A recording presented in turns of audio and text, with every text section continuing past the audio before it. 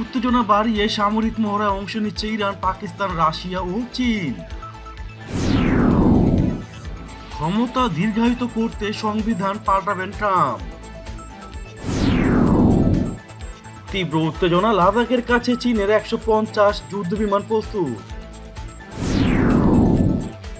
আমেরিকার নিজের অস্ত্র সমস্যা নয়, মাথা ব্যথা ইরানকে নিয়ে, বলল জারিফ। মুসলিম উম্মার একক ভরসা হতে চান এরদোয়ান। বিদেশি বিমান দূরে থাকো, ইরানের হুঁশিয়ারি। প্রতিরক্ষা খাত পুনরুজ্জীবিত করতে পাকিস্তানের উদ্যোগ। কোটি ডলার আয় মিয়ানমারের শীর্ষ জেনারেলদের, অ্যামনেস্টি ইন্টারন্যাশনাল। নেতানিয়াহুকে ক্ষমতা থেকে সরিয়ে দিতে পারে অ্যাটর্নি জেনারেল। পাওনা অর্থ ফেরত দিন, ব্রিটেনকে ইরান। কাতার সৌদির সংকটেও সমাপ্তি টানবে যুক্তরাষ্ট্র। চীনের উপর চাপ বাড়িয়ে ভারতের সঙ্গে প্রতিরক্ষা চুক্তি জাপানের। এবং সবশেষে থাকছে, আসিয়ান মার্কিন সম্পর্ক দৃঢ় করে নেওয়ার আহ্বান জানিয়েছেন যুক্তরাষ্ট্রের পররাষ্ট্রমন্ত্রী। সাম্প্রতিক সময়ে ভারত এবং যুক্তরাষ্ট্রের সঙ্গে তীব্র উত্তেজনা বিরাজ করছে চীনের। এদিকে ইরান ও রাশিয়ার সঙ্গে যুক্তরাষ্ট্রের সম্পর্ক তলানিতে, তাই সামরিক ও কূটনৈতিক সম্পর্ক জোরদারে ইরান, পাকিস্তান, চীন ও রাশিয়ার সশস্ত্র বাহিনী যৌথ সামরিক মহড়ায় অংশ নিচ্ছে। চলতি মাসের শেষের দিকে রাশিয়ার দক্ষিণাঞ্চলে এ মহড়া অনুষ্ঠিত হবে এবং তাতে আরও কয়েকটি দেশ অংশ নেবে বলে কথা রয়েছে। বৃহস্পতিবার এক সংবাদ বিজ্ঞপ্তির মাধ্যমে এ ঘোষণা দেয় চীনের প্রতিরক্ষা মন্ত্রণালয়। তাতে বলা হয়েছে, আর্মেনিয়া, বেলারুশ ও মিয়ানমার এ মহড়ায় যোগ দেবে। মহড়ার নাম দেওয়া হয়েছে ককেশাস 2020। ডোনাল্ড ট্রাম্প বলেছিলেন তিনি 2 মেয়াদের বেশি মার্কিন প্রেসিডেন্ট হিসেবে থাকতে চান। তিনি তা কৌতুক করে বলেননি বলে দাবি করেছেন ট্রাম্পের সাবেক আইনজীবী মিশেল কোহেন। বুধবার মার্কিন গণমাধ্যম সিএনএনকে দেওয়া সাক্ষাৎকারে তিনি কথা বলেন। ডোনাল্ড ট্রাম্প বিশ্বাস করেন তাকে শাসক হতে হবে, যুক্তরাষ্ট্রের স্বৈরশাসক। তিনি সত্যিকার অর্থে ক্ষমতা দীর্ঘায়িত করতে সংবিধান সংশোধন করতে চান বলে জানান কোহেন। সিএনএন টুনাইটে কোহেন বলেন, ট্রাম্প বলেছিলেন 12 বছরের বেশি হোয়াইট হাউসে থাকতে চাই। আসলে তিনি কথার কথা বলেননি, কারণ তার মধ্যে কোনো রসবোধ নেই। আসন্ন শীত মৌসুমে কি লাদাখে যুদ্ধ শুরু হয়ে যাবে? একদিকে চীন, অন্যদিকে ভারত, দুই পক্ষ থেকেই সেই রকম প্রস্তুতি নেওয়া হচ্ছে। স্যাটেলাইট ইমেজ স্পষ্ট, লাদাখ সীমান্তে বিপুল কাঠামো তৈরি করছে চীন। শীতের কথা মাথায় রেখেই এগুলি তৈরি করা হচ্ছে বলে বিশেষজ্ঞদের ধারণা। প্রকৃত নিয়ন্ত্রণ রেখার দুই পারে দুই পক্ষই যুদ্ধের চূড়ান্ত প্রস্তুতি নিয়ে তৈরি হয়ে আছে। চীন এলএসির খুব কাছে অন্তত 150টি যুদ্ধ বিমান মজুত করেছে। এর মধ্যে fighter, helicopter, electronic warning asset রয়েছে।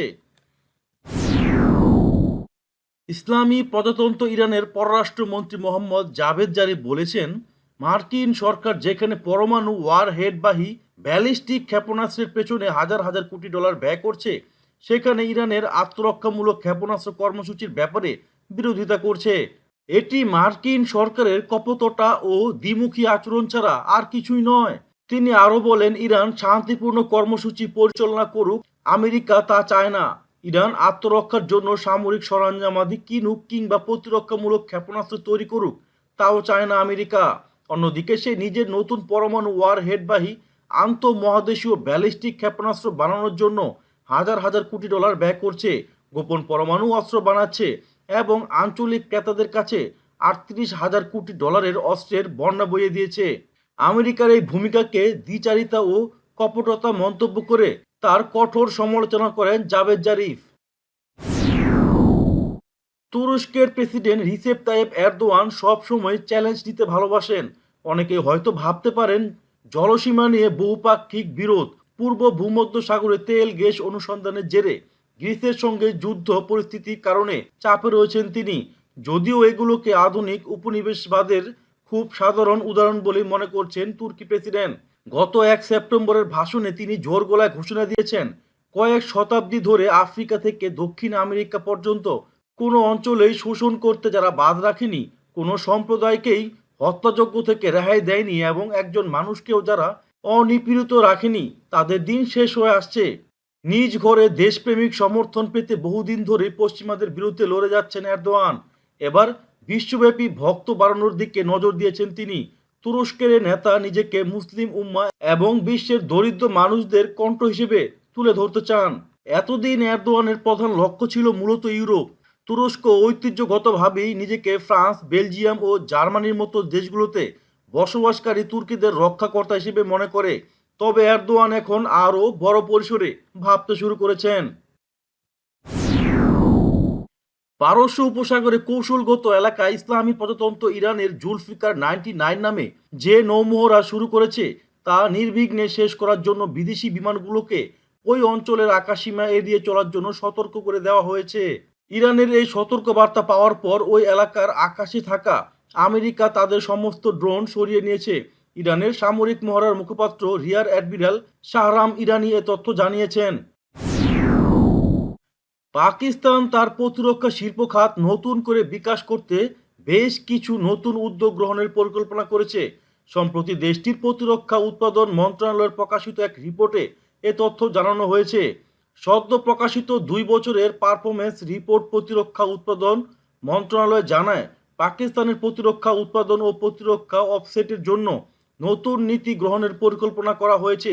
পাশাপাশি প্রতিরক্ষা শিল্পকে আরও দক্ষ ও টেকসই করার জন্য অভ্যন্তরীণভাবে পুনর্গঠন করা হবে। অ্যামনেস্টি ইন্টারন্যাশনাল বলছে, লাভজনক ব্যবসা থেকে কোটি কোটি ডলার কামিয়ে নিচ্ছে মিয়ানমারের শীর্ষ জেনারেলরা। সংস্থাটি তদন্ত করে দেখেছে, রোহিঙ্গা ও অন্যান্য জাতিগোষ্ঠীর উপর গণহত্যা চালানো মিয়ানমারের সেনাবাহিনীর সঙ্গে সরাসরি সম্পৃক্ততা রয়েছে দেশটির একটি আন্তর্জাতিক কোম্পানির। ইয়াঙ্গুন ভিত্তিক বহুজাতিক company Myanmar economic holding limited MEHL থেকে বছরে প্রায় 18 বিলিয়ন ডলার অর্থ গ্রহণ করেছে মিয়ানমারের সেনাবাহিনী। এই কোম্পানির পুরো বোর্ডই জ্যেষ্ঠ মিলিটারি কর্মকর্তারা পরিচালনা করেন।